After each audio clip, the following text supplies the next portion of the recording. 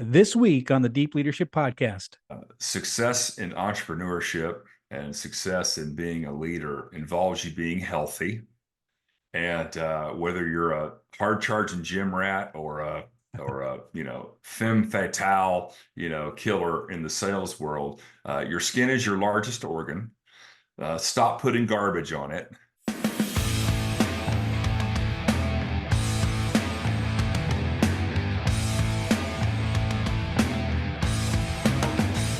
This episode is brought to you by the Salty Sailor Coffee Company, the official coffee of the Deep Leadership Podcast. Salty Sailor is a veteran-owned coffee brand on a mission to deliver premium, fresh roasted coffee while making a positive impact in the world. Their motto is drink coffee and do good, which reflects their commitment to making amazing coffee and actively supporting the military community. 10% of every order goes to the Navy Marine Corps Relief Society, an organization dedicated to helping sailors, Marines, and their families in times of need. All our listeners get 10% off every order of their amazing coffee by using the discount code DEEP at checkout. So check them out at saltysailorcoffee.com.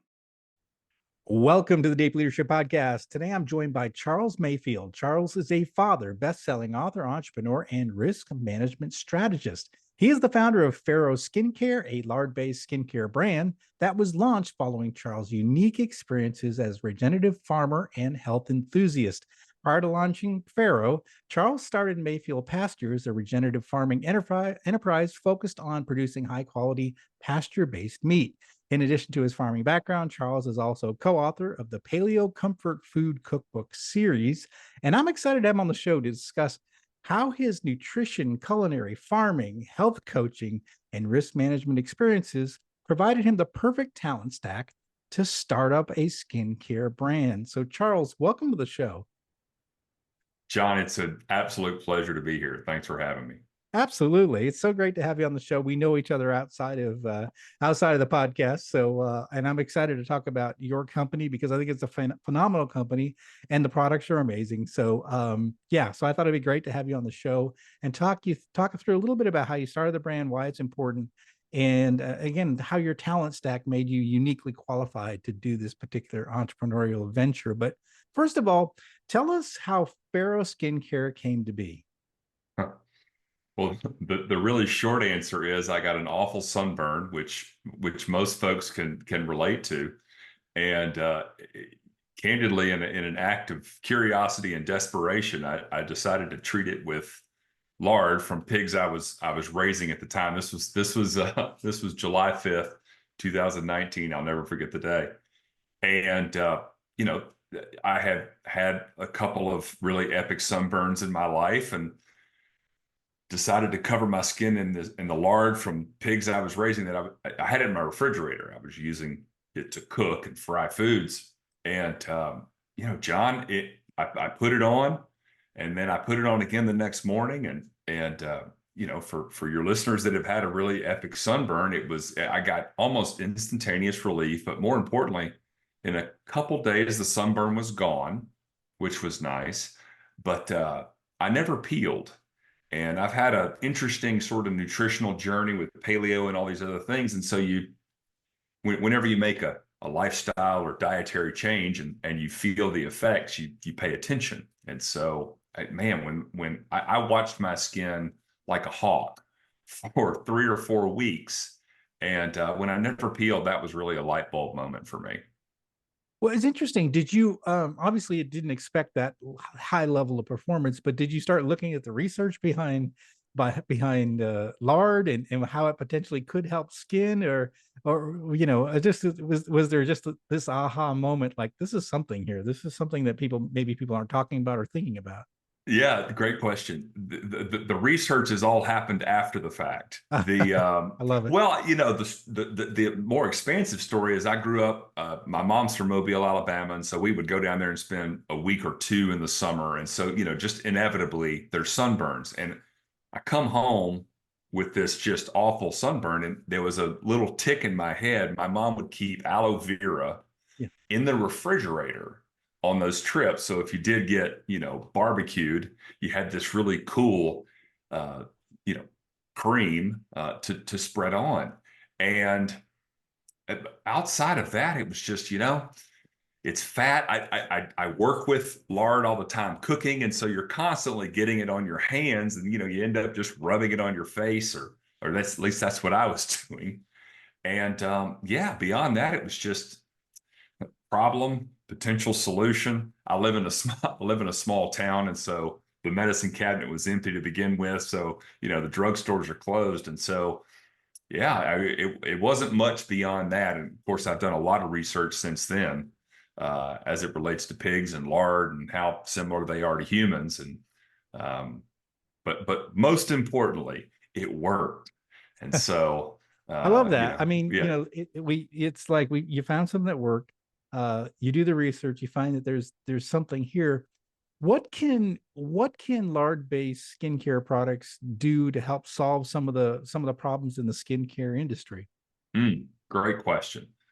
Well, for starters, we're an animal, not a plant. And if you look, and we're certainly not a petroleum derivative. So if you look at the fat, skincare is really a fat-based industry. Most of those products are emulsified, and emulsification of water and fat. But if you look at, again, read your labels, the vast majority of fats, if you're lucky, are a plant-based fat. If you're unlucky-ish, I would say a seed-based fat, and then the worst of the kind is a petroleum derivative. And so, for starters, lard is biologically way more similar to humans than coconut oil or shea butter or petrolatum, which is the key component in Vaseline. So that's for starters. And then I would say on top of that, and maybe even more prevalent or important, a lot of the chemicals and preservatives and emulsifiers that the skincare industry at large uses to perpetuate the shelf life of their product, to keep it from going, again, you're emulsifying a fat. And so it's the water in these creams that will inevitably feed bacteria. Airborne bacteria gets in the cream or whatever. And so it's those chemicals that are really, a lot of them are really toxic for us. Now, fortunately, we get them in small doses, but death by 1,000 cuts is still death. And so that's the real winner with our brand and our products, is we've taken all of that junk out. And then on top of that, we're using a fat that's way more aligned to our skin and our biology. That's interesting. And not all lard is the same, right? There's a special kind of lard you actually use in this, right? Well, I trademarked Smart Lard. Um, I'm doing a talk here in a couple months, and I'm talking about the origins of that as well. But I trademarked Smart Lard. We're the first lard-based company to launch a skincare product. There's a number of tallow-based, and for your listeners that don't know, tallow's from the visceral fat of a cat, well, a ruminant, but most commonly a cow. Lard comes from pigs, obviously.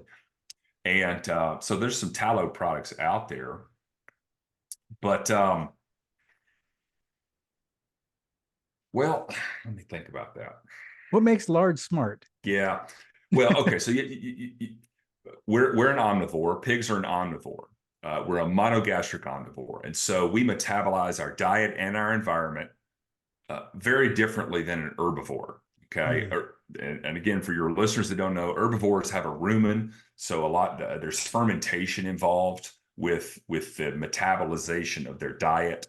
They're just a different animal. They're a mammal and lots of things, and they're great. But a pig, if you raise a pig in a healthy, happy environment that a pig would want to grow up in, then they have metabolized a positive environment, stored it, vitamin D from the sun. Pigs metabolize vitamin D the same way we do from the sun. And so you have to do that I wouldn't have a product if I were relying on the fat from the industrial pig industry. And one of the motivators, I suppose, in launching the company was really trying to feature pastured pork as an absolute staple, not only dietarily and environmentally, but here's this one-off benefit in fact that in the fat is amazing for our skin. Well, I can tell you, I've been using your product, the Epidermis, it's called, and it's like a hand cream. I guess the best way to Hmm. call it, I guess the best way to describe it. And I spend a lot of time in the gym. My hands get beat up, and I've used all sorts of different products, off the shelf products, and nothing seems to work as well as when I first met you, we were talking about lard based. I was like, I don't understand that. It doesn't, it didn't naturally make sense to me. But now that I've used the products and I've seen there's nothing like it, like compared to everything else I've tried, it lasts longer. It's easy to apply. It's really good. I mean, I was actually shocked at how good the product is, and it's sort of, as you know, I've been telling everybody I know about how great this product is. But do you find the same thing, that people are surprised when they learn how effective lard-based skin products are? I wouldn't say that I'm surprised. I see a lot of their surprise for sure. And we've still got some stuff, from a business standpoint to button up as it relates to the customer experience and coaching them through, because it is a very unique product, as you know. It's full fat, there's no water in there. And so a little goes a long way, and it sits on the skin for a little bit before it really soaks in, but it does soak in. And I like to tell people, if your skin went to a buffet line of fats, it would, just like a human, it's going to preferentially like eat what it really, really wants to eat. And I will contend that it's going to eat lard preferentially over anything. Yeah. Well, I mean, my experience is it's phenomenal, and again, like I said, I was surprised, like not only was I surprised it worked, but I was also surprised it's better than anything I've ever used before. So that's the thing that was just kind of like over the top. And what other products that you have in the family?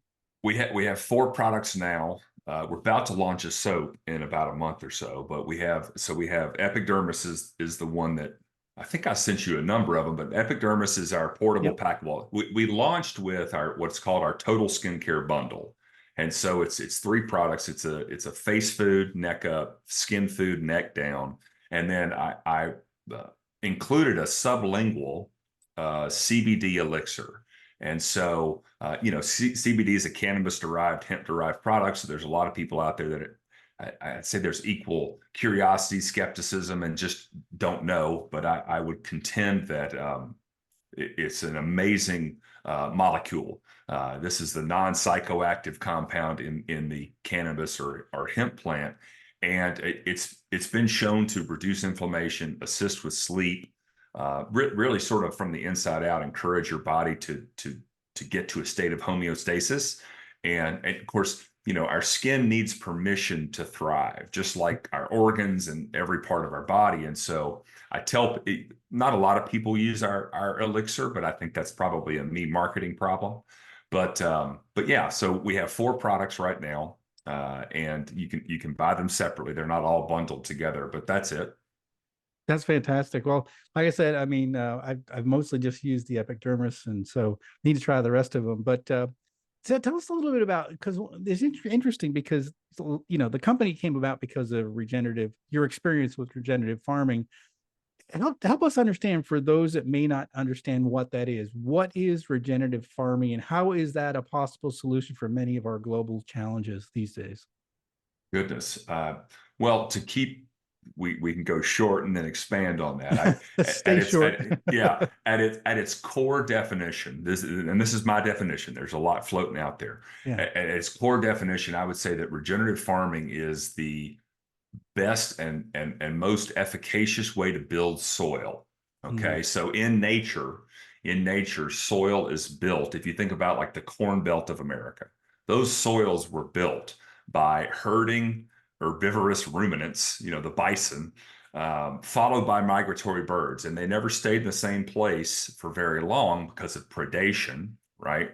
And so I contend that regenerative farming is working in lockstep with nature, to facilitate the growing of food and the building of soil. I Mm. mean, that's the shortest definition I can give you.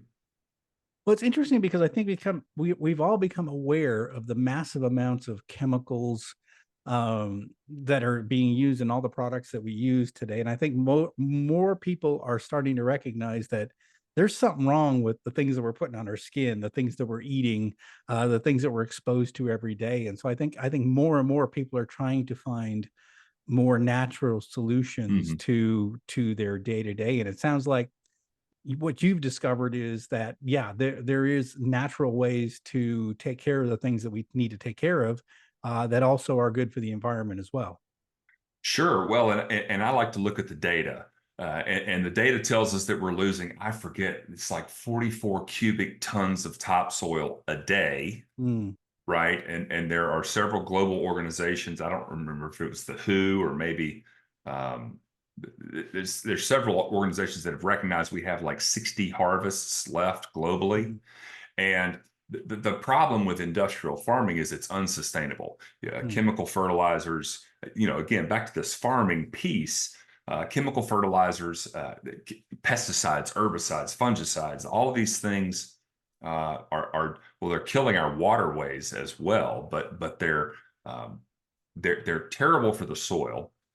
They kill all the organic matter in the soil, and then you don't have soil anymore. You got dirt. Dirt blows away, and so so yeah, we have a product that is an extension of a system that builds soil, restores nature to, natural systems, and the coolest part about it is we can actually through technology we can accelerate the building of soil. In nature, those bison, they come through once, and mm, then they were on their way.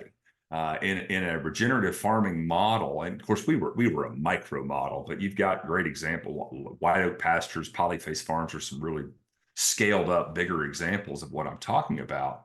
You can actually push the gas pedal on that natural system, and it's been shown to sequester more carbon. Carbon's a big talking point these days with all this climate change hullabaloo, which I would say a lot of it is hullabaloo. And but we've got absolute third party tested data around farming this way, and it actually being a net carbon sink, mm. not an emitter. And that's just so counter narrative. But again, Farrow is here to say not only do you heal the land and eat high quality nutritionally dense food, you also have glowing skin. So That's fantastic. So the you say that, yeah, you have a quote that says the swine is divine, but the lard is hard. that's right. What do you mean by that? That's kind of interesting. Well, the pig is an unbelievably Mm, amazing animal, just soup to nuts. And I've done a really deep dive in our history with pigs, for this talk, and so here's an animal that, quite frankly, on an industrial scale, we have lost respect for. We don't treat it mm, very well. I mean, half the hormones that the medical industry uses, we're deriving those from pigs. Pigs save our life every day through whether it's heart valves, through heart surgery or epinephrine. We harvest epinephrine for EpiPens in pigs, and so they're this amazing creature. And most of them are raised and fed an environment that is just so far removed from how they're meant to live. And so, yeah, I mean, I want to tell people that pigs are amazing. I want to showcase that in as many ways as I can, because they deserve our respect. So the swine is divine. The lard is hard. You have to raise a pig in an environment where they get plenty of sunshine, fresh air. They're not overly crowded. They're not fed garbage. mm, Similar to humans, almost identical to humans. The downside to a pig in an industrial setting is it is an omnivore. So you can feed it almost anything and it yeah. will survive, not thrive, but survive. And so all of this sort of fits together to me promoting better animal husbandry, better skin, and a healthier soil and planet. That's fantastic. I just watched the latest season of Clarkson's Farm. I don't know if you've ever heard of the show, but it's Jeremy Clarkson, who used to be on Top Gear. He's got a farm in England, and this season he brought pigs on the farm. and it's remarkable. And they go through an entire year in two different litters of pigs, and it's just amazing how interactive the pigs were Mhm. with them on the farm. What's it like raising these uh pasture roaming pigs? What is that like? I think of Charlotte's Web, the book, but what is it like, and how are pigs in their terms of their personalities, and when they're in these kind of these good environments? Well, they're quite gregarious. So pigs are very intelligent animals. I have heard studies or heard it. It's been read that they have the mental capacity of about a 3 to 4 year old human. So Oh think about wow. a toddler and what they're Yeah. capable of doing. They're highly intelligent. They're omnivores, okay, and so everything's a potential meal. So they don't run so much as come check you out. So in a farm animal setting, they're always up there for a belly scratch, or they Yeah. very quickly know who feeds them. They can recognize your voice, and I've had moments where there were no fences and we had to go from here to a couple hundred yards away, and it's like, here pig, and they just fall right in line. And that's due to their sort of omnivorous nature. All herbivores are prey animals, so cows, goats, sheep. And so their intuitive instinct is to run or Hmm. get away, because they've been prey animals all their life. And not that pigs don't get preyed on by predators, but pigs are also omnivores, so they're the predators sometimes. And so there's that piece. They're just, when they're little, I've got, they're not as small now, but when I got my first pigs, I had a 3 and a 4 year old, and when they're little pigs, they're perfectly wonderful and content around my kids, which is great. They're a lot of fun. They are highly energetic, and when they live a life that's quite aligned with their biology and makeup, then they're pretty calm, and they're also delicious. Well, that's true. Absolutely.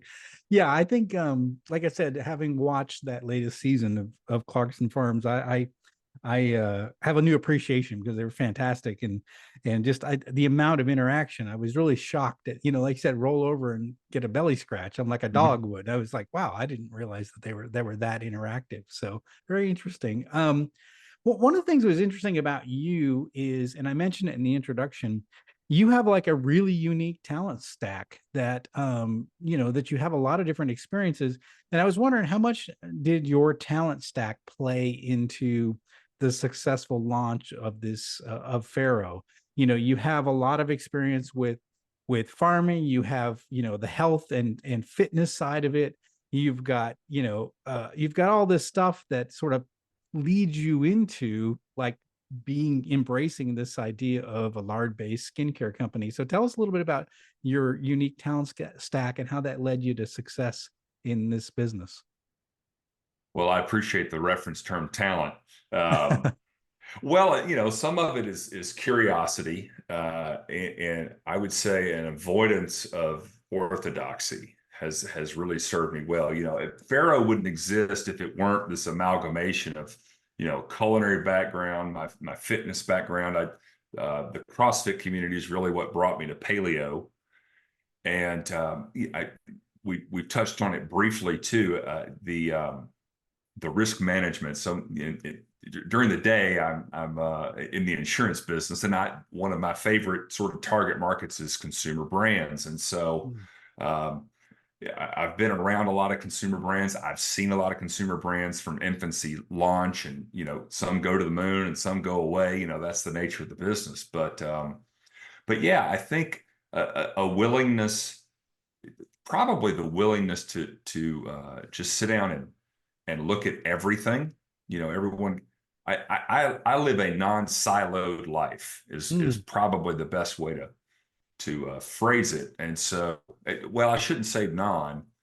I, it took me a little bit, but looking outside of this silo at another silo, here was cooking over here, and here was fitness, and here was farming, right? And being able to sort of get out of one and look at all three together is really what I mean. Again, Farrow would not be here had I not had the culinary background, the nutrition sort of lifestyle, fitness coaching background, and and what happened. I'll tell you what happened, John, is I got these cookbooks, right? And you've heard this, if you can't pronounce it, don't eat it. Yes. And forever, I shined that lens on food and just food. And then I had this, epic moment with this sunburn. And it just, at some point, I shined that lens on skincare. And now, now I shine that lens everywhere. I shine it on, my local government politics. I shine it, but it's just I would say it's an equal departure from orthodoxy, the proper level of skepticism, and and I found something that worked, and I had young kids, and they were probably as much of an inspiration as anything, and so a desire to bring them along for the ride, as a dad and also as an entrepreneur, was also exciting. I hope that answers your question. Yeah, no, it is. It's interesting too, because I think, you meet a lot of people that want to start businesses, and I talk to a lot of, entrepreneurs or potential entrepreneurs and I think one of the things is, like I started my company 8 years ago, and I'm doing something I know a lot about. Like I've spent a lot of time in this industry. So long before I started my company, I spent, 22 years in this industry, like, learning from other people in the industry, right? So while I got a paycheck, I learned how to do this really well. And so by the time it was ready for me to start a business, I had a deep talent stack to be able to Yeah. call on to be able to start my business, where I knew that I would be successful because I knew what to do. And I Mm-hmm. think I see a lot of young people who say, well, I want to start a company. And it's like, what do you want to do? It's like, well, they sort of miss out on doing that assessment of where are your talents, where are the things Mm-hmm. that you're experienced in or good at or have a deep curiosity for, like for you with eating and farming, and you have these deep curiosity, you want to learn, you want to get better, and so this makes you kind of uniquely qualified.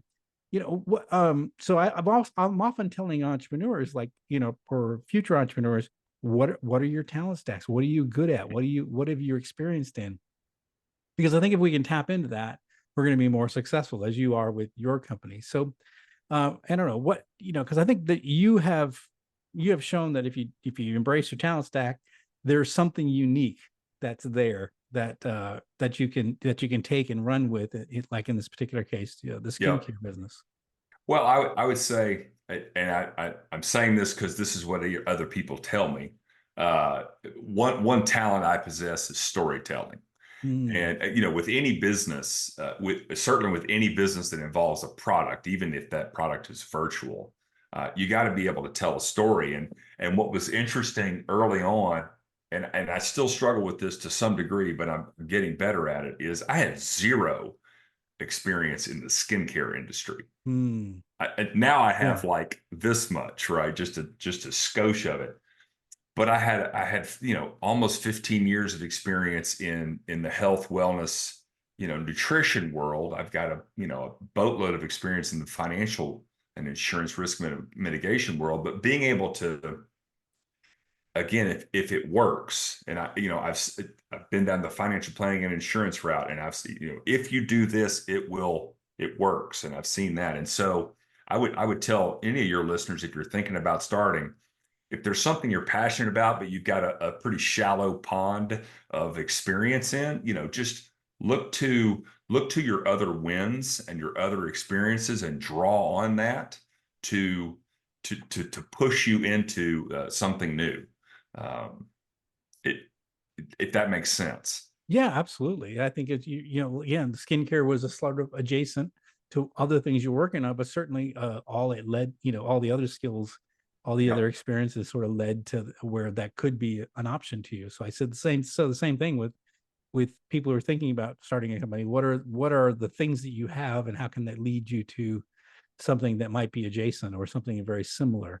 And if you don't have those skills or you don't have those experiences, go get them. Go work for somebody in the It's industry, in that industry, right? If you say, well, yep. I'm not comfortable with this particular route I'm going to go, well, go get a job for 2 years in that industry and learn it. Hmm. And then your 2 years of experience now that can help you, Hmm. for that next step. So I think that's fantastic. Again, I think it's great. Your story is kind of fun to see how you've taken all these different experiences and put it into something that's really a phenomenal product and a phenomenal company. So what final message would you like to leave with our listeners today? Well, I would say success in entrepreneurship and success in being a leader involves you being healthy. And whether you're a hard charging gym rat or a femme fatale killer in the sales world, your skin is your largest organ. Stop putting garbage on it, because that's death by 1,000 cuts is still death. But yeah, just commit to healthiness, healthy living, healthy lifestyle. And there's plenty of references out there. We have a product in the skincare space that can certainly do that, and or at least get you closer to a state of ready to go. And but yeah, I would say your health is at the top of the list, and so prioritize that, and everything else will fall into place. Absolutely. Such great advice. We've talked about this before on the podcast. Lead yourself first. And part of leading yourself is being physically fit, taking care of your health, and making sure that you have your life in order so that you can get out there and do the difficult things of leadership. And so, but if you don't take care of your health, if you don't take care of your body, you're not going to be there for your employees. You're not going to be there for leading your businesses, and you're not going to be leading. You're not going to be providing a great example for the people that depend on you. So take care of your body, take care of your skin That's all right. with these products. It's fantastic. Charles, how can people find out more about you and your company? Yeah, our website is farrow.life. And I think you said before we hopped on, you were going to type that out in the show notes. But it's FARROW for those listening alone. But farrow.life is our website. There's a pop-up window. If you're willing to give us your first name and email address, we'll ship you off a discount code to save on your first order. And it doesn't look like a traditional skincare website. We really feature the farm and the pig, and it's a fundamental part of our business. But yeah, that's where folks can find us. And then on Instagram, Farrow Skin, and Twitter, Farrow Life. I'm reasonably active on those platforms. Yeah, fantastic. Yeah, I follow you on Instagram, and you do post a lot of great videos, and a lot of sharing kind of about the brand, about your life, and I think it's really good for people to see it. So, listeners, here's a real life entrepreneur that's making it in a consumer product that he has taken from an idea and has launched it in the product. He's very successful. He's growing this business. And again, I wanted him on the show, have him on the show to show what's possible if you take your talent stack and apply it towards an entrepreneurial endeavor, is that you could go down the same road that Charles has with Farrow. So I encourage you to check out Farrow. We have the link in the show notes. Check out his company. Get that discount code. Get yourself a product. If you're a gym rat like me, get that Epic Dermis. It's really good. Highly recommend that. So I think I even reviewed it on your website because I loved it so much. So so it's a fantastic product. Charles, thanks for coming on the show. Thanks for all you're doing, and congratulations on all your success so far with Farrow. Thank you, John, and thank you for this podcast and your books. It's been an amazing resource for me, and you are a beacon. You're a lighthouse. Navy reference. You're a lighthouse to us budding entrepreneurs and business owners. So thank you. Well, thank you. Well, that's it for today. Thank you for listening to Deep Leadership. If you like this podcast, please subscribe and share so we can continue to build a world with better bosses. Until next time, this is John Rennie saying take care and lead well.